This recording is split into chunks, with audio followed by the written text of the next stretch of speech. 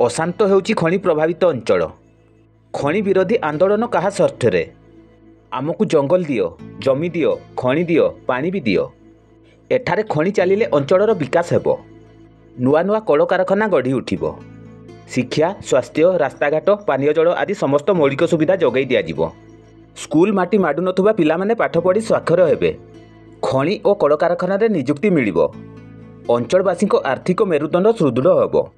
घरेई company और शिल्प संस्था अधिकारी एपरी मिठा प्रतिश्रुति रे भासी जाई निजर जंगल जमी खनि पानी सबकिछि कंपानी हाथ को टेकीदेवा परे जोडा खनि अंचल में कार्य करुवा घरेई कंपानी मानकर एपरी प्रतिश्रुति केवल पानीर गार बोली अंचलवासी अभियोग करुछंती।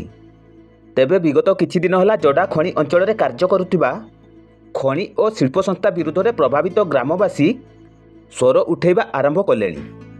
तेबे एही प्रसंग को नहीं केतेक खनि विरुद्ध में प्रभावित ग्रामवासी आंदोलन करुथिबा मध्ये देखिबाकू मिलुछि। मात्र केन्दुझर जिलार जोडा खनि अंचल में घरेई कंपानी विरुद्ध में प्रभावित ग्रामवासी आंदोलन दीर्घ दिन है चली आसुछि। विगत 2 दशंधि मध्य विभिन्न खनि और शिल्प संस्था विरुद्ध में एपरी अनेक आंदोलन होइछि। खनि कंपानी विरुद्ध में प्रभावित ग्रामवासी विभिन्न दाबी नहीं आंदोलन करुथिले मध्य सेमानकर मुख्य दाबी होइଥାଏ खनि और कलकारखाना स्थायी नियुक्ति।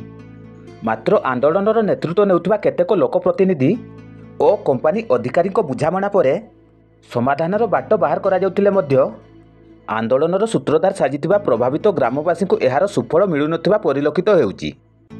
शिक्षा, स्वास्थ्य, नियुक्ति आदि दाबी रे सरल ग्रामवासी को नहीं आंदोलन करा जाउथिले मध्य आंदोलनर नेतृत्व नेउथिबा लोकप्रतिनिधिंकर मूल लक्ष्य परिवहन कार्य हातेइबा बोली मत प्रकाश पाउछि। तेणु काम सरिले सेमाने मध्य प्रभावित ग्रामवासी स्वार्थ को भूली जाती बोली आलोचना हेउछि।